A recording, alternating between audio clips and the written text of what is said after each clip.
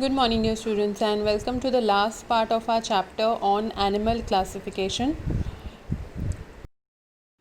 In the very last part of our previous lecture, I had told you that the phylum Chordata is subdivided into subphylums. Subphylum Urochordata and subphylum Cephalochordata was already covered in the previous class. Now we move on to the last subphylum, which is subphylum Vertebrata. It can either be called as Vertebrata or Craniata.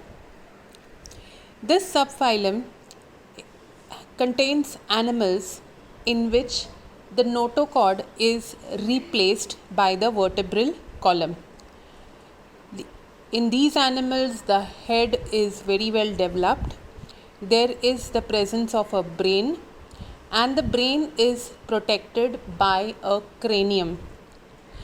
The endoskeleton is either cartilaginous or bony. It can either contain an endoskeleton which is made up of cartilages, or it can be made up of bones. Some chordates are without jaw. They do not have a jaw. So they are called as agnatha. Whereas the other chordates which do have jaws, where presence of jaws is there, they are called as Cyclostomata. Now this subphylum Vertebrata or the subphylum Craniata is further broken down into 6 classes. The 6 classes that we will be studying this year are Cyclostomata, Pisces, Amphibia, Reptilia, Aves and mammalia. So now we start with the first class Cyclostomata. The animals over here do not have a jaw, which means that they are agnatha. Instead of having a jaw, these animals are provided with a sucker-like substance in their mouth. So they have a sucker which sticks onto any substance. Now their skin is very soft, and it does not show the presence of any scales. If you know fishes have scales on them, but in class Cyclostomata, the animals do not have any scales. Pad appendages are absent, so you do not have any hands or legs present on these animals. The endoskeleton is cartilaginous, and most of the animals present in this class are ectoparasites, which means that they live on the body of other living organisms. The examples which are there, the first picture that you see on the top, it's a petromyzon, and the second one that you see at the bottom, the reddish or a maroon color animal that you see, that is a myxin. Now we move on to the next class Pisces. The animals over here are cold-blooded animals. They are aquatic, which is they are found in marine water as well as fresh water. The body is spindle shape, or you can say boat shape, so that it offers minimum resistance to water. These animals are aquatic, which means they have to swim in the water.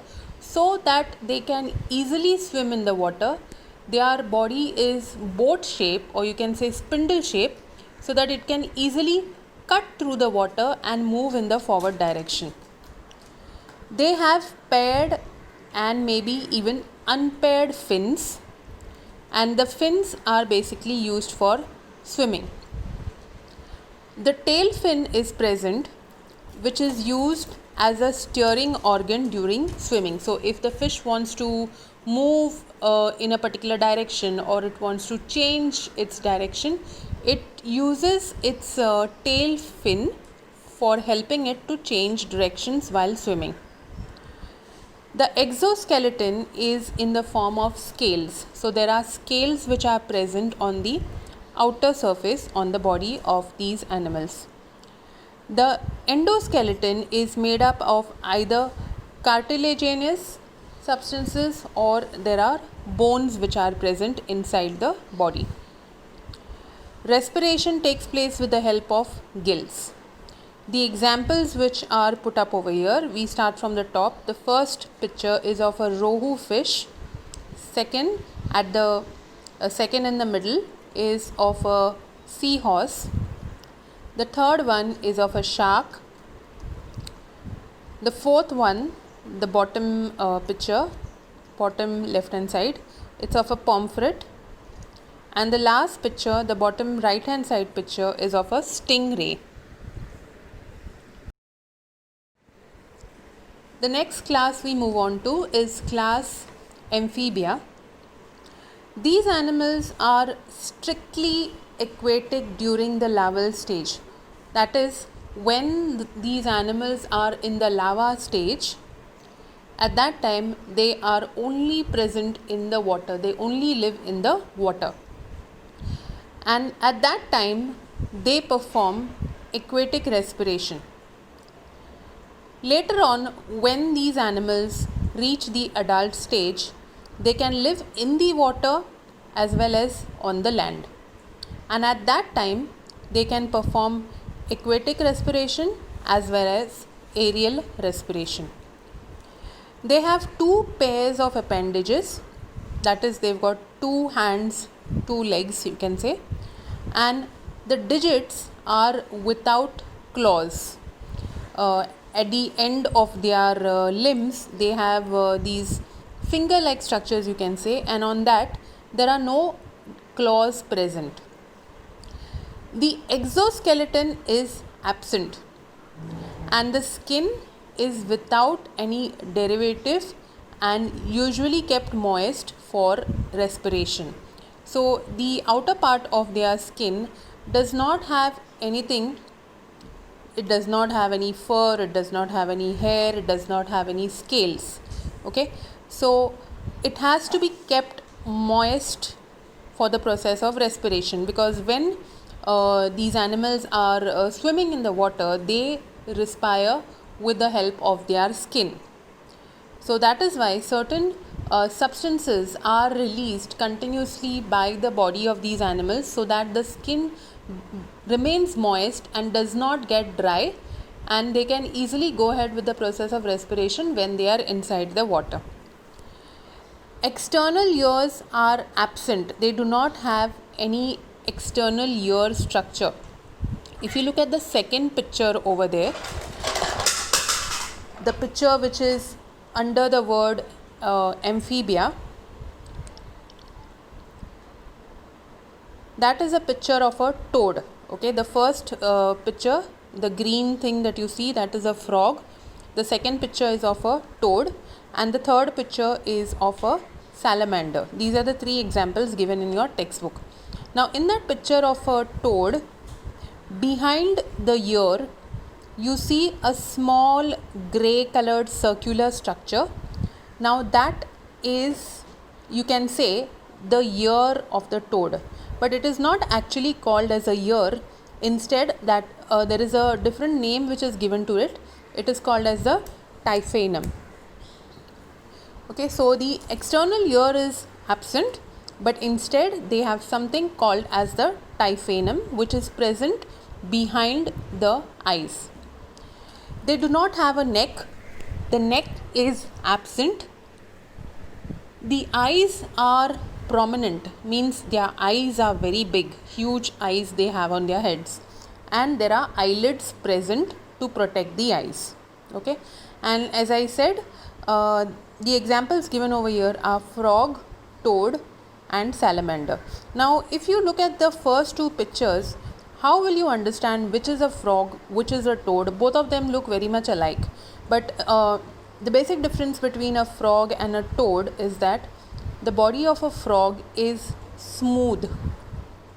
It does not have any wrinkles on it.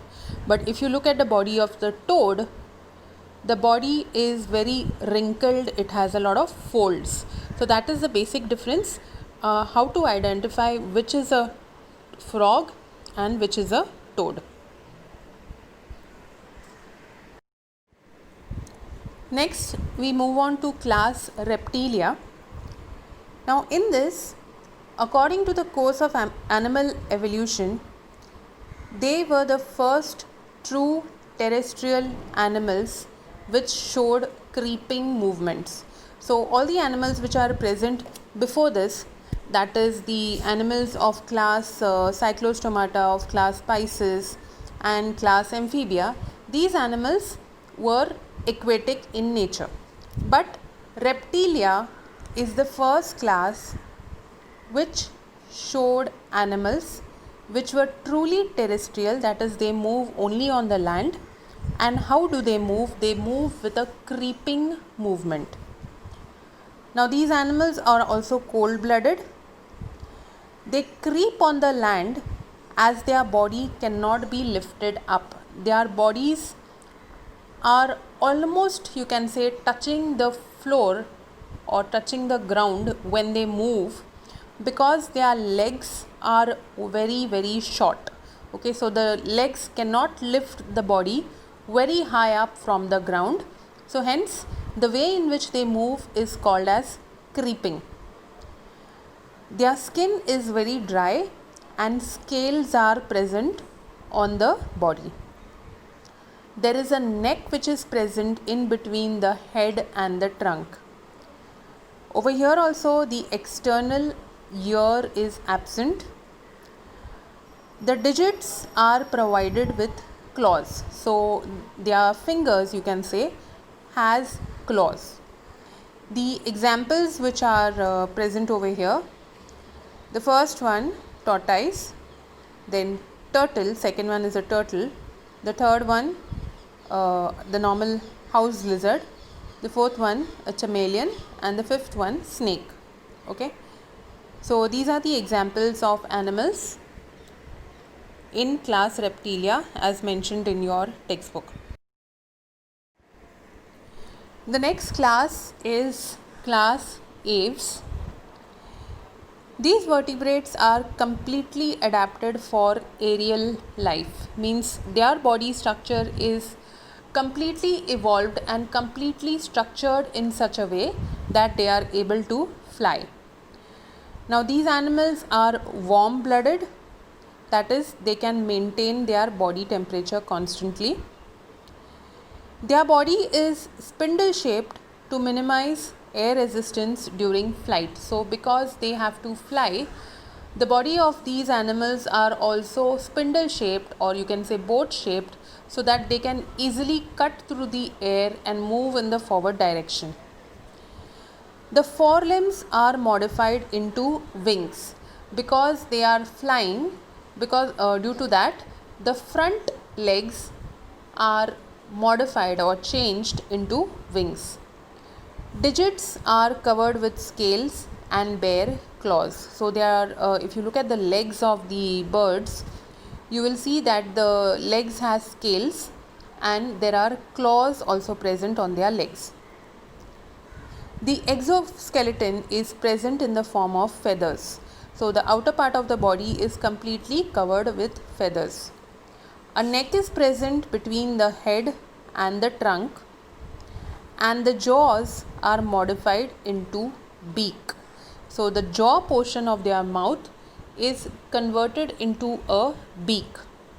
The examples which are given in your textbook, you have a peacock, you have a pigeon, you have ducks, you have got penguins. Now we move on to the last class, which is class mammalia. There are presence of mammary glands, which is a typical character of the class mammalia, which means that the female species of this class is able to produce milk to provide for its young one. So there is presence of mammary glands. These animals are warm blooded, that is, they are able to maintain their body temperature constantly. The body is divided into head, neck, trunk and tail. The only exception is human beings, wherein the tail has been completely become vestigial. So apart from the human beings, the other animals, the body is divided into head, neck, trunk and tail. The digits are provided with nails or claws or hooves. Nails, as you know, humans have nails. Monkeys have nails. Then claws, most of the other animals like cats, dogs, lion, tigers, they have claws. And cattle like cows, goats, buffaloes, they have hooves. The exoskeleton is in the form of hair or fur. So the outer part of the body in mammalia, there is either hair present or there is fur present. The examples given in the textbook, the first one elephant, second lion, third dolphin, fourth kangaroo, fifth bat, sixth panda. Okay, please remember, dolphin is a mammal. It is not belonging to class Aves. I have specially put this example over here for you to remember that, because in the exams, examiners have a lot of time now to sit and think how they can confuse the students, because they might feel that students had a lot of time to study online. So please remember, dolphin is not a fish, it is a mammal and it belongs to class mammalia. Bat is not a bird, it does not belong to class Aves, it is a mammal, it belongs to class mammalia. So with this, dear students, we have come to the end of this very big chapter, animal classification. As I said before as well, the words used over here, the different names, the phylums, the divisions, the classes, the words are quite big, but it's up to you how you remember it. You can do it by writing it down. The spellings, as you know, are required to be proper. So please make sure that you are trying and at least going through that chart, which is showing you the names of all the different classes, phylums, divisions and all that. Try and go through it on a daily basis, so it will become easier for you to remember the different names which are being used in this particular chapter. So till we meet the next time, dear students, stay safe, stay happy. Bye.